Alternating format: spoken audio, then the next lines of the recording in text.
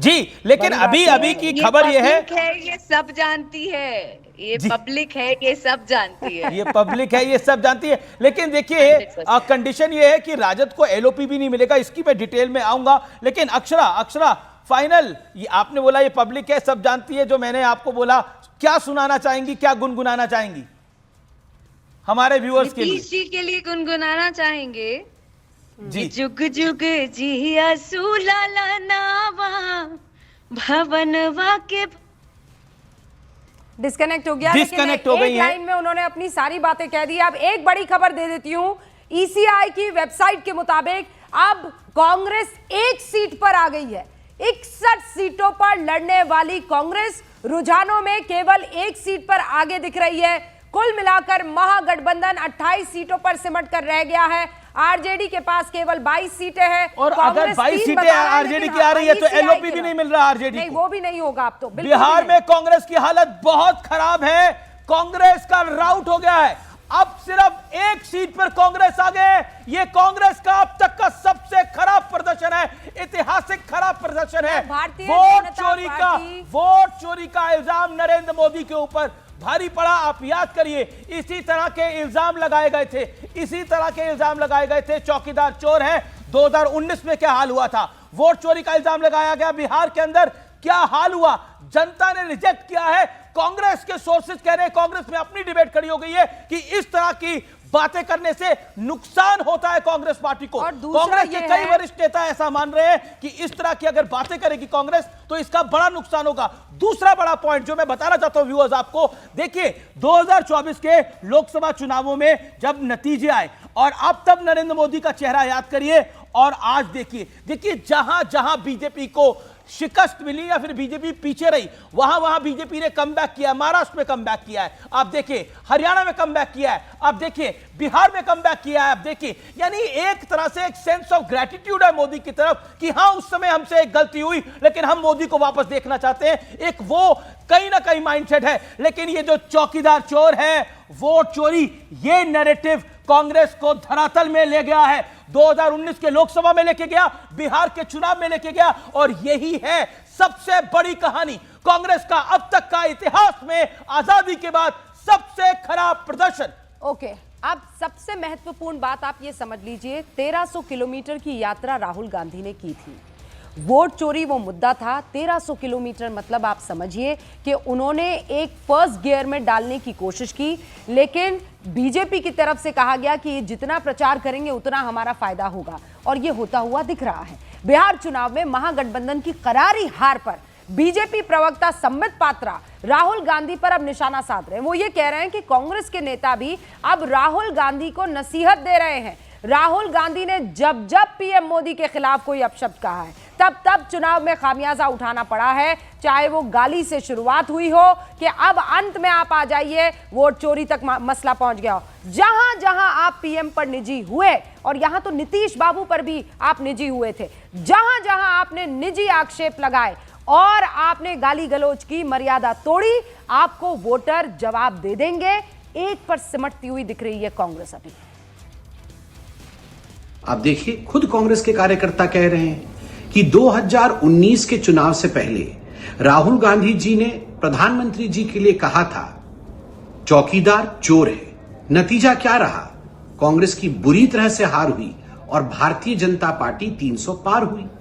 और ठीक उसी प्रकार बिहार के चुनाव से पहले राहुल गांधी और कांग्रेस पार्टी के जो अल्फाज थे प्रधानमंत्री नरेंद्र मोदी जी के लिए, जो कि राहुल गांधी जी ने बार बार पार्लियामेंट में भी प्रयोग किया, वोट चोर गद्दी छोड़, उसका नतीजा क्या रहा?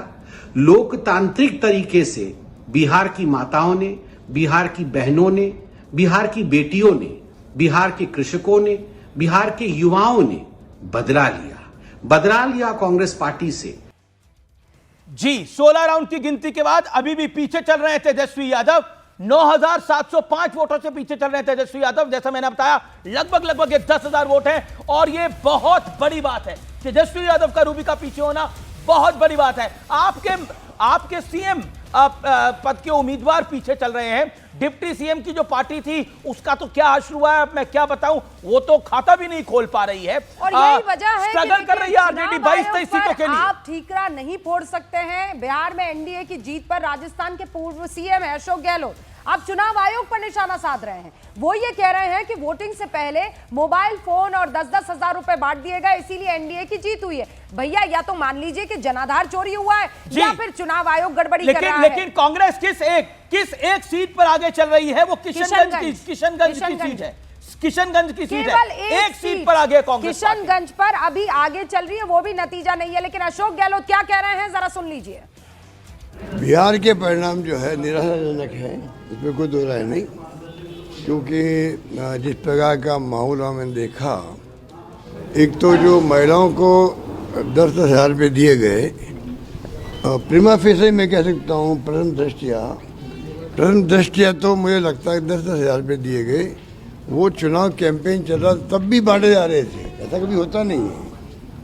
कैंपेन चल रहा है, पोलिंग होने के एक दिन पहले से पैसे जा रहे खाते में उनके। और राजस्थान में देखिए आप, राजस्थान में हम टेलीफोन बांट रहे थे, मोबाइल फोन बांट रहे थे। जिस दिन आचार संहिता लागू हुई उसी वक्त मोबाइल फोन बटना बंद, बल्कि जो पेंशन थी बुजुर्गों की, विधवाओं की, निस्सज्जनों की, बंद, बांट नहीं सकते आप। और बिहार में सब बढ़ रहे थे, पेंशन बढ़ रही थी, पैसा बढ़ रहा था। 10,000 रुपये बिहार जैसे प्रदेश में महिलाओं को मिल जाए तो आप सोच सकते क्या हो सकता है। एक तो वो फैक्टर भी था, और उसी में आता फिर इलेक्शन कमीशन मूक दर्शक बना रहा, उसने क्यों नहीं रोका। सीधे बीजेपी हेडक्वार्टर चलते हैं, जहां पे हमारी सहयोगी जसप्रीत इस समय मौजूद हैं। जसप्रीत, क्या एक्शन है बीजेपी के दफ्तर में? लिट्टी चोखा आपने खाया, लड्डू आपने खाया, इमरती खाई, क्या खाया या जलेबी खाई? जसप्रीत, देखिए अमीश, यहाँ पर बीजेपी हेडक्वार्टर में मेरी मौजूदगी है और यहाँ पर अलग अलग रंग है। लड्डू का केक तैयार किया गया था, वो हमने दिखाया। अब ये लालू यहाँ पर बने हुए हैं, देखिए बात कर रहे हैं जी।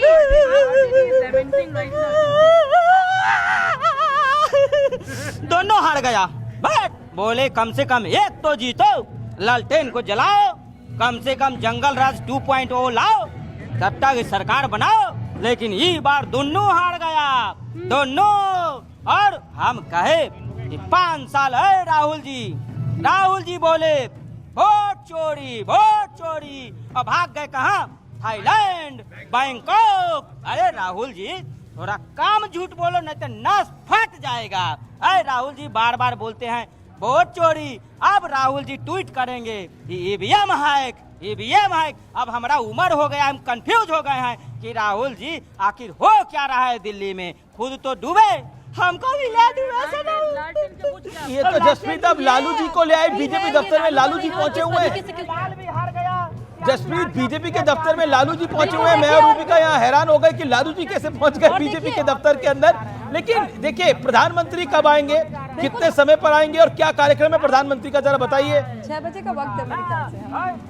बिल्कुल अमीश, देखिए हम भी हैरान हो गए थे जो आपने कहा कि लालू जी पहुंचे, लेकिन बीजेपी दफ्तर में वो रोते हुए नजर आ रहे हैं, जैसा कि उन्होंने उनकी मिमिक्री की है। आपने सवाल पूछा पीएम मोदी कब आएंगे, वैसे यहाँ पर बताया जा रहा है कि 5 बजे के बाद वो आएंगे और इसी गेट से आएंगे। मैं तैयारी थोड़ी दिखा देती हूँ, मेरे सहयोगी नसीब तस्वीरें पहुंचा रहे हैं। ये देखिए कि सिक्योरिटी यहाँ पर काफी टाइट हो चुकी है। ये बीजेपी हेडक्वार्टर है, इसी गेट से पीएम मोदी की एंट्री होगी। और यहाँ पर देखिए किस तरीके से विनोद तावड़े हमारे साथ जुड़ चुके हैं, जरा उनका रुख कर लेते हैं। जी विनोद जी, पहला रिएक्शन। 10 सीटें जीते हैं, इसका मतलब यह है कि बिहार की जनता ने विकास की राजनीति पर अपनी मोहर लगा ली है। भाजपा ने अपने चुनावी नारा में टैगलाइन की थी, रफ्तार पकड़ चुका है बिहार। विकास की रफ्तार पकड़ चुका है बिहार, ये जनता के दिमाग में बैठ गया।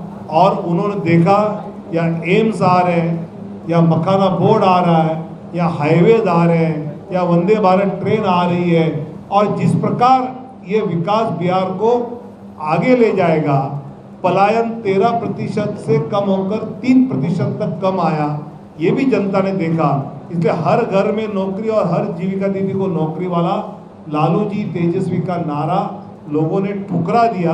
ये हमने यहाँ जाना है। और सबसे महत्वपूर्ण बात जो मुझे लगी, थे विनोद तावड़े, लेकिन एक इंटरेस्टिंग डेटा मैं आपको बता रहा हूं। फेज 1 में एनडीए का जो स्ट्राइक रेट है वो 87% के अराउंड है, 86.7%, और फेज 2 में जो स्ट्राइक रेट है वो 84.4% है। यानी इंटरेस्टिंगली मैं कह सकता हूं कि देखिए, जो एक नैरेटिव गढ़ा जा रहा था ना कि ब्लास्ट हुआ है, वहां पर फायदा देना है, ब्लास्ट के बाद वाले चुनाव के अंदर तो एनडीए का स्ट्राइक रेट थोड़ा कमजोर हुआ है। ब्लास्ट के पहले वाले चुनाव में महागठबंधन ने जहां पर फ्रेंडली फाइट की थी ना, वहां पर भी आप देखिए कौन लीड कर रहा है, एनडीए 12 की 12 सीटों पर, मतलब गौड़ा बराम पर, राजा पाकर पर, वैशाली पर, बछवाड़ा पर, बिहार शरीफ पर, सिकंदरा पर, ये सुल्तानगंज पर, वहां कहलगांव पर, तो फायदा होगा। अच्छा, फ्रेंडली फाइट का नतीजा जो है 2 लोगों की लड़ाई में, देखिए कौन ले गया, एनडीए यहाँ पर आगे 12 सीटों पर। और जो रूबिका, आप देखिए इसको कुल मिलाकर देखिए, आप चौकीदार चोर है का आपने नैरेटिव गढ़ा, नुकसान हुआ। वोट चोरी का आपने नैरेटिव गढ़ा, आपको नुकसान हुआ। कांग्रेस सवाल खड़ा कर रही है। निखिल कुमार है कांग्रेस पार्टी के वरिष्ठ नेता, वो कह रहे हैं कांग्रेस को, गवर्नर भी रहे, कांग्रेस को सोचना पड़ेगा अपनी रणनीति के बारे में। ये सीनियर लीडर सवाल खड़ा कर रहे हैं। फिलहाल ब्रेक के लिए रुकते हैं। आप देखते रहिए न्यूज़ 18 इंडिया।